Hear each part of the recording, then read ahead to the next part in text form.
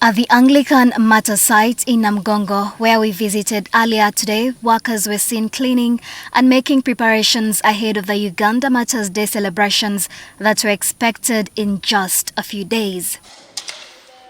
However, communication issued by President U.S Museveni yesterday confirmed that this year's 3rd June celebrations have been postponed following the ongoing Ebola outbreak in the Democratic Republic of Congo.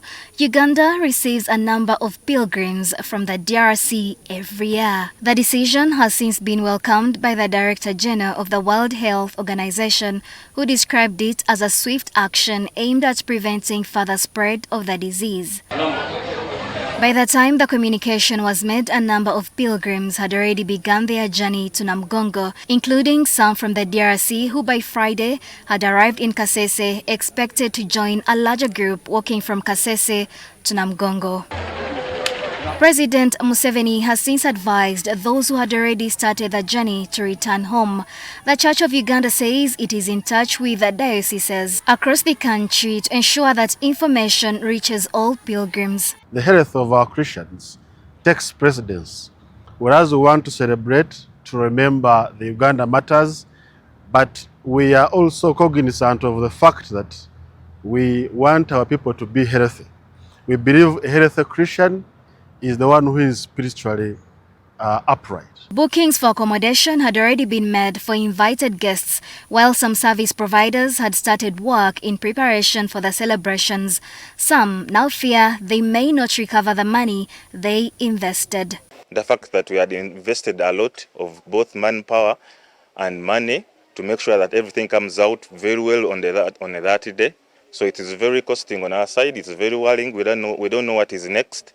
So we are looking up to the government to make sure that they look up for a solution and find a way of making things go the right way. Meanwhile, the Catholic Church in its statement said although the national celebrations at Namugongo have been postponed, dioceses and parishes are encouraged to commemorate Uganda Martyrs Day locally under the guidance of diocesan bishops and relevant government authorities. On Friday, the Ministry of Health confirmed an outbreak of Ebola after a 59-year-old Congolese man was admitted to Chibuli Muslim Hospital presenting symptoms including respiratory distress and recurring fever, among others.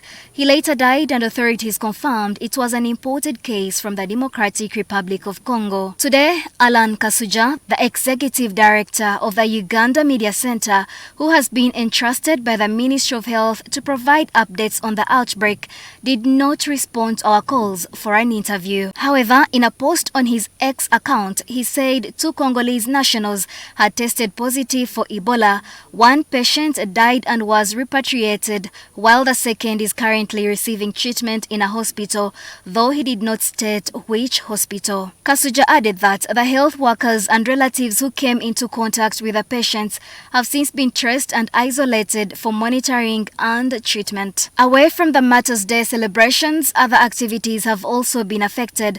The U.S Embassy in Uganda has suspended visa operations due to the ongoing Ebola outbreak. Those affected include business travelers, students, exchange visitors, and immigrant visa applicants, among others. At Chibuli Hospital, where the imported Ebola patient died, officials declined to speak to the media and instead referred journalists to the Uganda Media Center. At Mulago National Referral Hospital, management says they have not registered or admitted any Ebola cases so far. However, they say their teams remain on high alert and are prepared to respond should any cases arise. We have stepped up our infection prevention and control measures.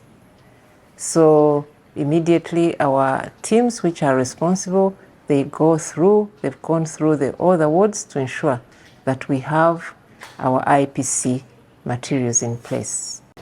All services at the facility remain operational, although the number of attendants allowed to accompany patients may be restricted as a precautionary measure. Restricting the number of attendants because you don't want any congestion, because part of the measures is to really make sure that the place you are working in is not congested. The World Health Organization declared the Ebola outbreak affecting the Democratic Republic of Congo and Uganda a public health emergency of international concern, but does not meet the criteria of a pandemic emergency. The Ministry of Health has advised the public to remain calm, vigilant, and continue observing preventive measures to help contain the spread of the disease. Norbert Atukunda, NTV News.